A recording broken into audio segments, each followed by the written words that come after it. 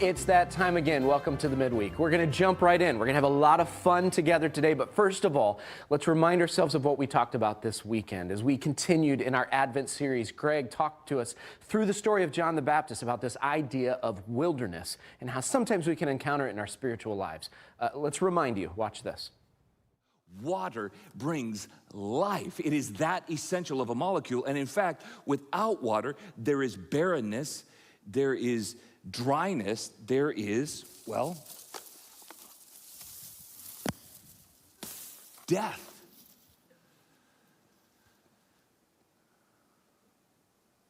Now, some of you are master gardeners and you're completely offended at this moment. Just understand, I did not do this on purpose. Okay, this just happened, okay? But we look at something like this and we go, yeah, I understand the dryness. I understand the barrenness of this, but don't forget that water brings life. So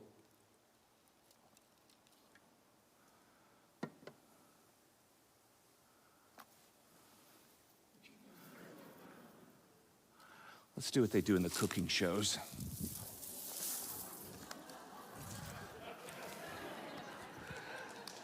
Yeah, don't encourage me. For the record, I don't think that other one is gonna make it, ever, because I put water on it yesterday and it still looks the same. So, but I think you get the point. The point is this: water brings life, and without water, there is a kind of dryness and a kind of barrenness. And so you begin to see in the scriptures that water is a gift from God. In fact, look at what Job says. Job 38, God says, who has the wisdom to count the clouds, or who can tilt the water jars of heaven? I love that. You know who that is? It's God. It's God. And it was so obvious to the writer of scriptures that this was a gift from God, that rain actually became a kind of metaphor for God's blessing, for God's protection, for God taking care of his people. These people who did not have what we have technologically, these people who were relying on the spring and the autumn rains. But let's just say it one more time. In the wilderness, there is little rain. In the wilderness, there's a longing, a thirst, a hunger. There are wild beasts. In the wilderness, there's spiritual warfare.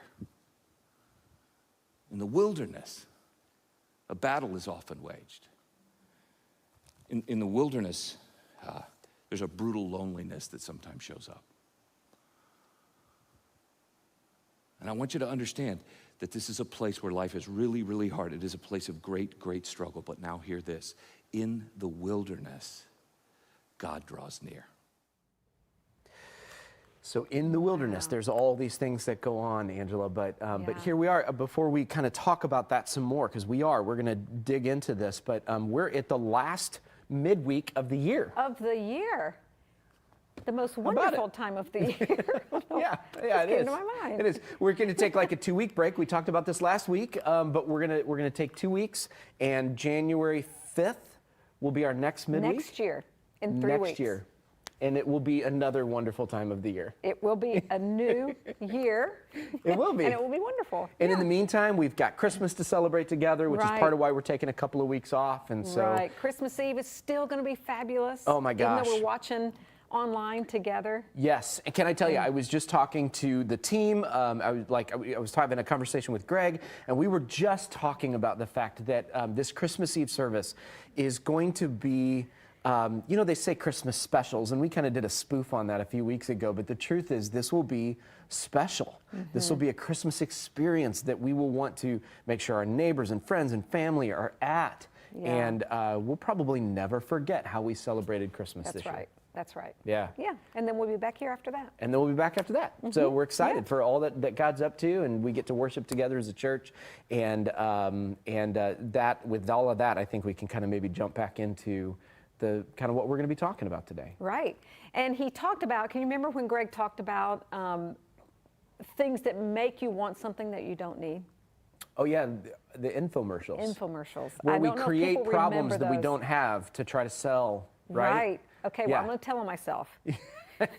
Are you going to tell everyone? Because you told us about this infomercial that hooked you. Magna Duster. Did you guys Did you guys think Magna Duster? Okay, we when- have footage. You're seeing it. Okay, Jeez. now, when you watch her do that feather and it shakes everything, I've never used a feather duster. I don't know why. I thought I needed this. Yeah. But look, But look watch. at this. What? You see? That's amazing. Doesn't that make you want one? She's amazed. Doesn't make you want one? Well, I had to have it, and Jim was sure that I didn't need it. Yeah, But because had you ever A dusted long, before? long time ago.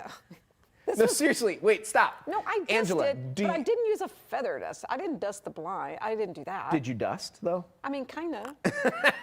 So, Okay, fair enough. So here's the thing: you had to take that and you had to put it up to your TV. This is my favorite So it part. would get a charge. It would get a charge, and then it would attract all the dust to it. Somebody needs to invent today a charging device so you can charge your cell So you phone can- by holding it up to the static on the television screen Right. because that's hilarious. Anyway. So you got the Magna Duster, Right, I and it didn't- changed your life. Yeah, no. No. No? No, it didn't work like that. I never could make it like attract the dust to me like she did. Oh, and so it didn't work. So yeah, so I thought I needed it. I didn't really need it, and Jim was right. There's a life lesson there. going on There's a camera. couple life lessons for you there. Yeah, Angela. we're not going to get into those. So can I tell you, I have an infomercial story too. Oh, good. It's Okay. technically, I don't know if these were ever on an infomercial, but you'll understand. Right out of college, I had a friend who was a college friend start to work for Cutco Knives. You've heard of Cutco? Yeah, I do So remember again, those. I don't know if that's an infomercial, but he said, hey, can I come over to your house or your apartment and can I do like my demonstration for these Cutco knives? Can I try it out? Can I practice it on you? And I was like, sure. So infomercial at your house. I had a live Li- infomercial in my home. He cut the shoe with it, and he cut into a hammer and a penny. It was amazing. It was a great little show in my Yeah, apartment. yeah. And we get to the end of it, and he goes, all right, so which Cutco set do you think you'd be interested in? Uh-oh.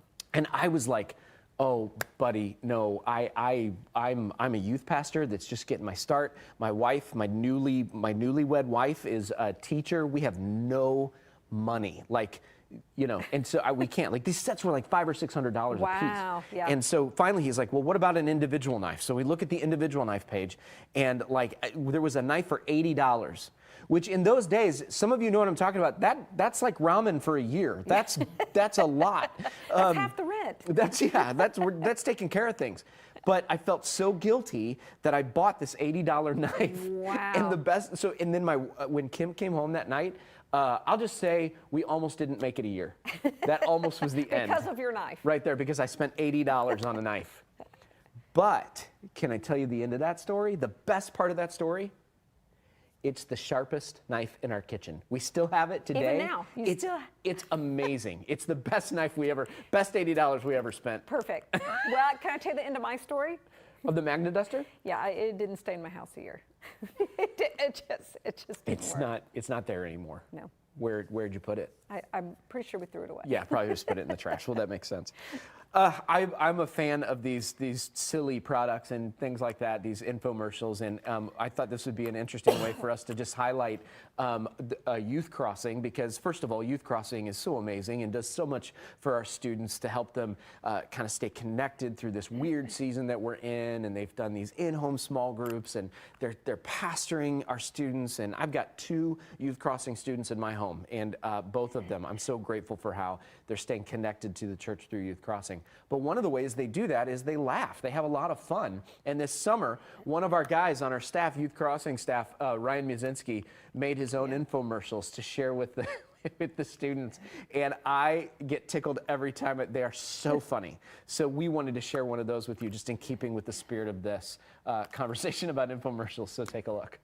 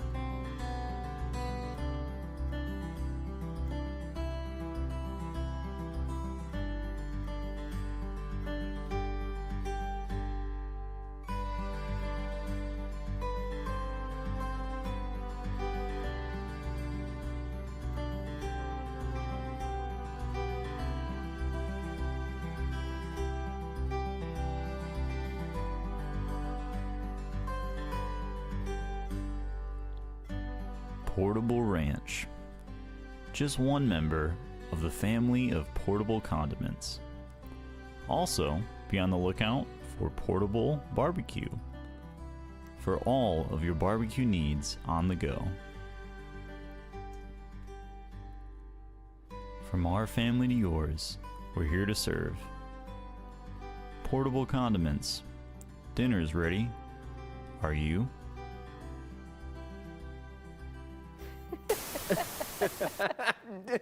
Dinner's ready. Are you? That's No, my favorite is from our family to yours. It's so great. So Ryan, great job on the video. That was super funny. Love it.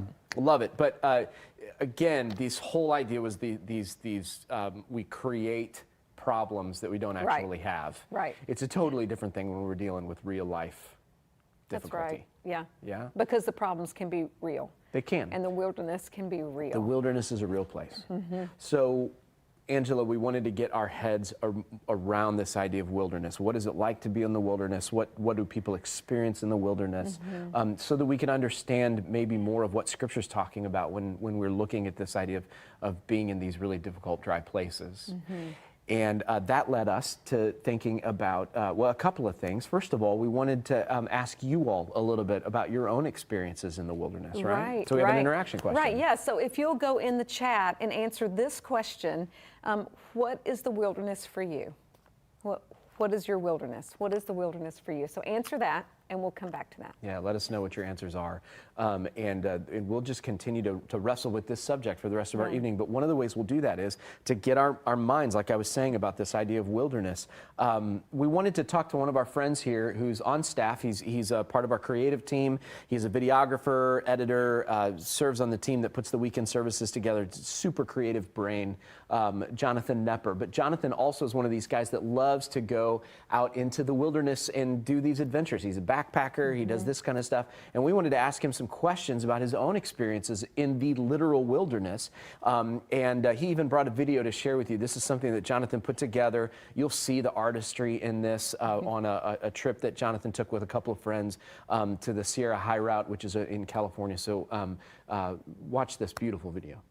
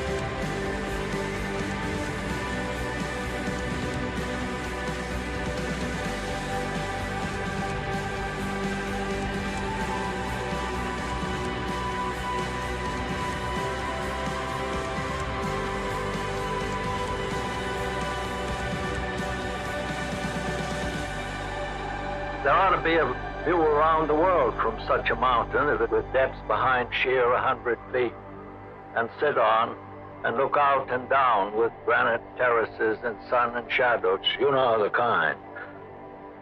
That ought to be worth seeing.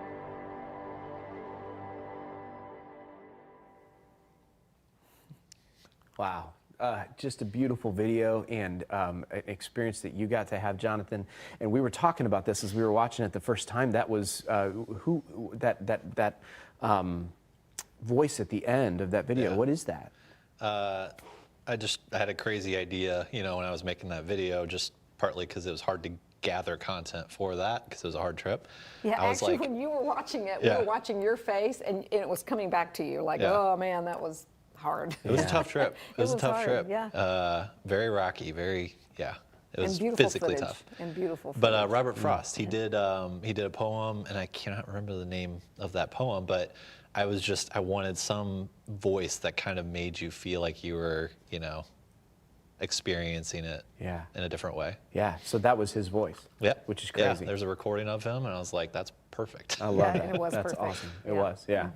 So you said that was a hard trip. I mean, these are Yeah. not being out in the wilderness. It's beautiful and it's an adventure and that kind of thing, but it's Yeah. very challenging. Yeah. What would you Yeah. say are some of the most challenging aspects of being out in country like that? Yeah, just inherently backpacking itself, you're carrying everything to live on your back. So typically you're around 30 to 40 pounds. If you're like me carrying camera gear, it's on the upper end. But then there's a lot of elevation change, and you got to kind of keep a pace to make it, the length and the distance you want to make it. So Right. And so that's one thing is that but what you're carrying on your pack, you and I were talking about this, it really is a matter of survival. I mean, Oh, these yeah. are things that will keep you alive. It's Yep. food, shelter, that kind of stuff. Yep, and water. And Yep. water, Yep. yeah, which is sometimes hard to find. It is hard to find, and yeah, it's the heaviest part of your pack. So Yeah. it's kind of Oh, yeah.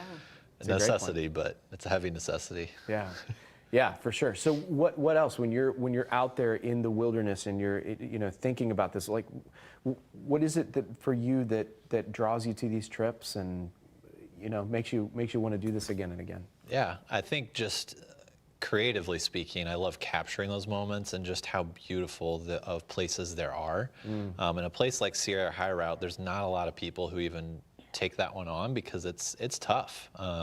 You're above a certain altitude the whole trip, so it's harder to breathe and just not a lot of cover and stuff like that. So it's a tough trip. But personally, after the fact, especially after my first trip, I really recognized how much that trip brought out in me that I didn't know was there. Oh wow. And because the first time I went, I had no idea what I was getting into. I mean, I knew it was going to be hard, but the first day I was huffing and puffing and like, this is really tough. Wow. But after the fact, just looking back and being like, yeah, I was able to do that. And I didn't know I could do that. So that was cool. So it stretched you, you grew in the midst of Yeah. that. And then one of the things you were telling us is that this is also a spiritual pathway for you, Yeah. right? This is one of the ways you connect with God is being in these experiences. Yeah. I mean, he created all of this, right? And like, it's there for us to see and witness. And it is as incredible as, you could imagine. Yeah. But yeah. it's real, it's there. That's awesome. Yeah. That's awesome. Well, Jonathan, I want to just thank you for all of the ways, not just you experience all of that and share it with us, but for all the ways you contribute creatively here and help us craft our weekend services and all that kind of thing. So thank you for all that you do for the Crossing. But thanks for these experiences. Like keep sharing them with us, all right? In fact, if you guys want to follow Jonathan on social media, you can see some of the pictures and some of the, I would call them like devotional thoughts that you have as you like take these shots.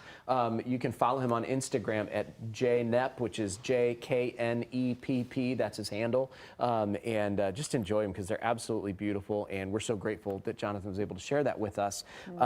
And now we'll kind of turn the corner, because if that's what it's like to be in the literal wilderness, then what is it like then when we start talking about it in spiritual terms? Now, Angela, you and I both have our wilderness stories. do, We've yeah. been through them. Right. But we were thinking of one person in particular who also has those wilderness stories and can speak from a real place of wisdom about what it's like to go through these kinds of things. And that's one of our campus pastors, Chris Mitchell.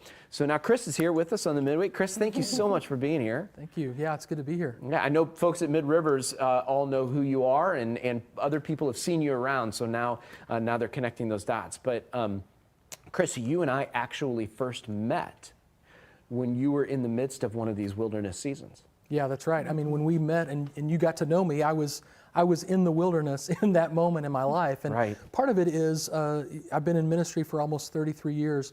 And the previous church that I was at, I had been there for 20 years. So my wife and I had built a life there. We raised our kids there. We had relationships there that we thought we would have the rest of our lives. And then everything came unraveled. Everything came apart in some pretty surprising and dramatic ways. And all of a sudden, all of those things that we thought we could count on and relationships that we thought we would have forever, they just disappeared.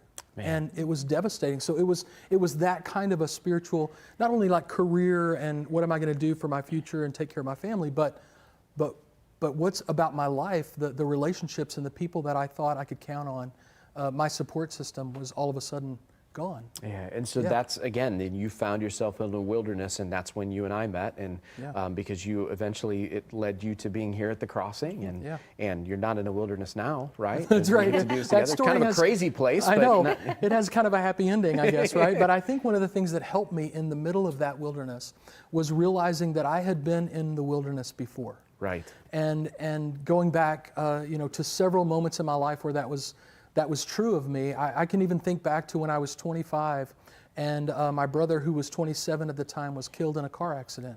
And all of a sudden, my life changed in an instant, in a moment. And it was the most devastating and soul-crushing experience of my life. Yeah. And I found myself in that same kind of a wilderness, emotionally and spiritually, asking all the same kinds of questions about the things that I used to count on. And I learned a couple of things, I think, about that wilderness experience that I carried with me forward as I went from there, that I think were helpful in those future wilderness experiences. Well, I love what you're saying there, because you learn in those moments, and they help you when you end up going through things again in the future, because there will be more. That's right. And that's a little bit of what Jonathan was just talking about a minute ago, is you learn what's inside of you on these trips or on these experiences. Yeah. You learn what your support looks like and that kind of thing. So Well, I think that's a great analogy, Yeah. because when you find yourself out in the literal wilderness, you start to think very clearly about survival. And that's also true when you're in that spiritual and emotional wilderness. There's things become clear and simple in ways that maybe they were complicated before.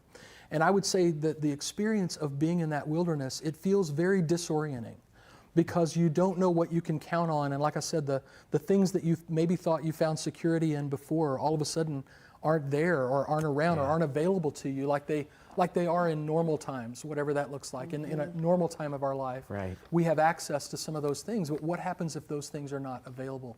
And it's very disorienting. You don't know which way to go, or how to navigate, or what to count on, or all those kinds of things. I think that's part of the wilderness experience emotionally. I think the second thing is that it's not only disorienting, but it is isolating. Because for a lot of reasons, we either don't want people to know how devastated we are in those situations, or if we invite people in, maybe we don't want to know ourselves. We want to keep that from ourselves. Like maybe we want to pretend that things are better than they actually are. And so there's a way that we just become isolated in it. We don't want people to know, and we don't want to feel pitied, and we don't want to feel people feel sorry for us, or we don't want to seem weak. And so there's just ways that it just becomes very isolating. So I think what I learned in the middle of those things is that it's easy for us to focus in the wilderness, in the disorientation, on the things that we don't know. The big why questions. Why did this happen? Why am I here? Questions that are almost impossible for us to answer. And it's easy for us to focus on what we don't know. And I think for me, when I started to turn a corner and move my way through and out of the wilderness, it was when I began to focus on what I do know. What is the one thing that I am sure of? What can I count on in my life that's true? And those things become clear and more valuable than they ever were before. And I think the same thing is true in the isolation. It's easy to focus on who's not with you, and who's not for you, and who's not around, and who's not available to you. But if you begin to focus on who is there for you. And for me, it was really clear. I think one of the things I did in losing my brother was I began to blame God and push him away and hold him at arm's length, because I wanted an answer to the why question. Why did this happen? Why did he allow this in my life? I did not want this to be my story. And when I turned that corner, it was when I began to say, God, I don't know why this happened, and I may never know why. But one thing that I do know is that I need your help. And I remember those prayers in some of those moments, and they were very simple. It was, God, please, will you help me? And sometimes those were the only words that I could get out. And I remember that in those moments, that's when God drew near to me. There were times when people came that supported me and cared for me and loved me, but there were moments that God just showed up, and I can't explain it really in any other way, just that He was there, and that's what I needed, to know that He would be there in moments when I desperately needed Him, and then to see Him be there with me in that. Not change the circumstance. There's no happy ending to that story. There wasn't a way to change the circumstances. Right. But to see God show up in my life and carry me through that, that's when I began to move and and began to turn that corner and come out of that wilderness season in my life. It took years, to be honest with And you. To it grieve reminds that. me of what Jonathan said about the wilderness, and that was he didn't know he could survive that. Yeah. He didn't know he could get to the other side of that. That's and right. so that really connects.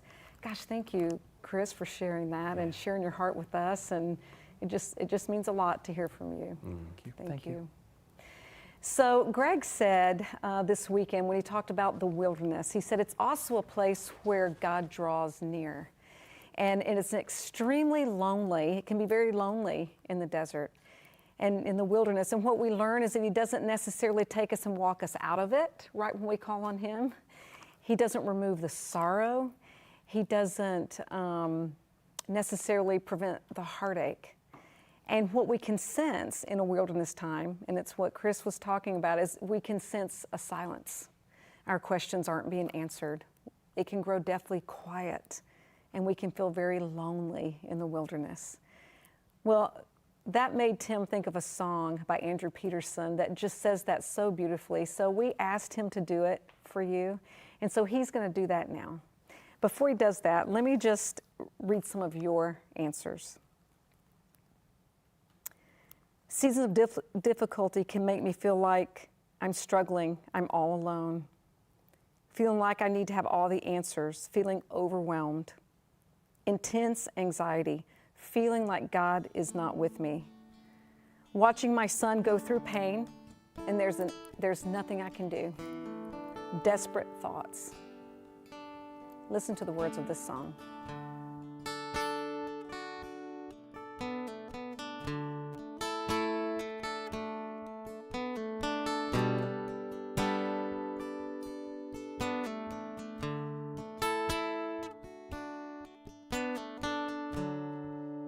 It's enough to drive a man crazy.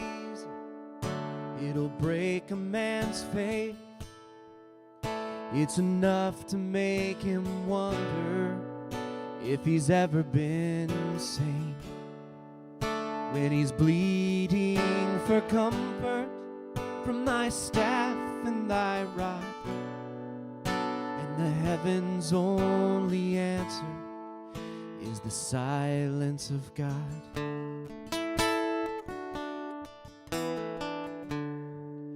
It'll shake a man's timbers when he loses his heart, when he has to remember what broke him apart. Well, this yoke may be easy, but this burden is not, when the crying fields are frozen by the silence of God. And if a man has got to listen to the voices of the mob, who are reeling in the throes of all the happiness they've got, when they tell you all their troubles have been nailed up to that cross, what about the times when even followers get lost? 'Cause we all get lost sometimes. There's a statue of Jesus on a monastery knoll in the hills of Kentucky, all quiet and cold. He's kneeling in the garden, silent as a stone, and his friends are all sleeping, and he's weeping all alone. And the man of all sorrows, he never forgot what sorrow is carried by the hearts that he bought. So when the questions dissolve into the silence of God, the aching may remain, but the breaking does not. The aching may remain, but the breaking does not. In the holy, lone lonesome echo of the silence of God.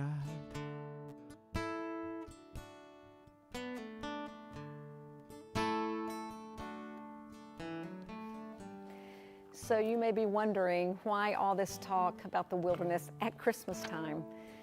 Well, don't forget that many years ago, when God's people were waiting on a Messiah, they were in a time of wilderness. And an angel showed up and said, I've got good news that's going to bring great joy to all people. And this was after generations of his people longing and living in this wilderness time, and each generation telling their children, he's coming, he's coming. And Jesus came, and it changed everything for all of us forever. Well, this has been a wilderness kind of year. And for many of us, you may feel the silence of God. But I want to leave you with the words that Jesus left his disciples with when he ascended to heaven. And he said, and don't ever forget this, I am always going to be with you. He is with you. And we look forward to seeing you again this weekend. God bless.